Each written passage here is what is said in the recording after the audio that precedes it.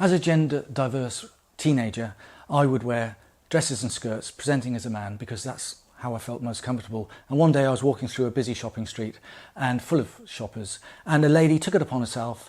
She was curious, but she felt that she had the right, and she bent over and she lifted up the hem of my skirt to have a good look, because she wanted to see what was underneath. I'm a child of the 50s and 60s, and when I was a teenager, I started wearing my mother's and sister's dresses, and I did so for the same reason that everybody watching this film is doing at the moment, is they're wearing comfortable clothes because they want to stay cool, they want to stay warm, they just want to feel nice and sensuous, whatever it is. But in the 1970s something or other, little boys in dresses were not allowed, just totally verboten. And so I kept it a hidden secret, and then I joined the army, where, as we've recently learnt, a lot of people were thrown out if they were LGBT, and they were treated as criminals. And so I couldn't reveal to anybody that I wanted to present myself in a very feminine way. And so I would wear skirts and dresses away from where I lived and where I worked. And I would go through shopping, go buy a newspaper. But I would have to use all of my military skills that I learnt in my basic military training at Sandhurst just to go and buy a paper. Because I had to sit in my car and build up the courage to just walk down the street and look for ambush points, look for exit routes, and identify the enemy, those people who are going to hurl abuse at me, which in the 1980s and 90s just happened all the time. And it wasn't hate, it was more a product of privilege, what we called cisgender people, who did not respect a trans person or someone who dressed differently. And they felt they could take it upon themselves to come up and ask me questions which were very personal. What's up your skirt, mate? Why are you wearing a skirt? And one day I was in Portsmouth, just minding my own business, shopping, and a lady took it upon herself to walk across the road full of busy shoppers, and she bent over and picked up the hem of my skirt to have a good look, because she wanted to know what I was wearing under my skirt.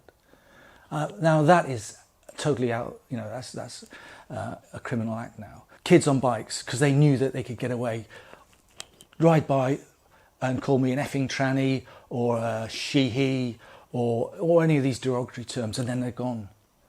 So first of all, I couldn't report it as a hate crime, because back in those days the concept of a hate crime didn't exist. But what do I report? There's a boy on a bike and he's gone. There's a guy in a van and then he's gone. What do I say to the police officer? So I sat on these incidents, and I have many of these incidents.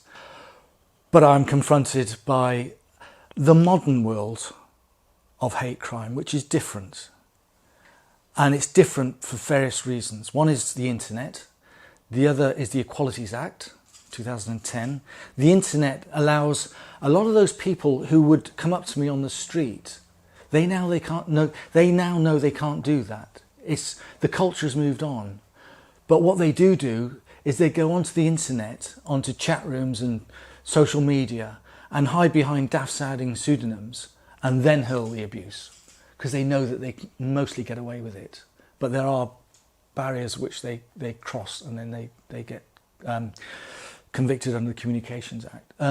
So a lot of the horrible stuff that I encountered in the 80s and 90s has gone off the streets, and I can now walk the streets as I've done today in Devizes. Just go to Boots, go to the cafe, and no one gives a damn. But then you come to the internet, and then there's an awful lot of nasty stuff going on. It's very important that not only should a person report a hate crime, they should also report what we now know as a hate incident, which is the same thing, but it hasn't breached a threshold that it becomes a crime. Under the Public Order Act 1986, you've got to cause harassment, alarm and distress. But some of the things that are said to me don't cause me harassment, alarm and distress. They just annoy me a little bit, but I walk away. But if they're said repeatedly, and something like misgendering, so if I'm repeatedly used, people repeatedly say he, him to me, where I'm obviously trying to present as a woman, and they do that every day, day in, day out, that becomes a hate crime.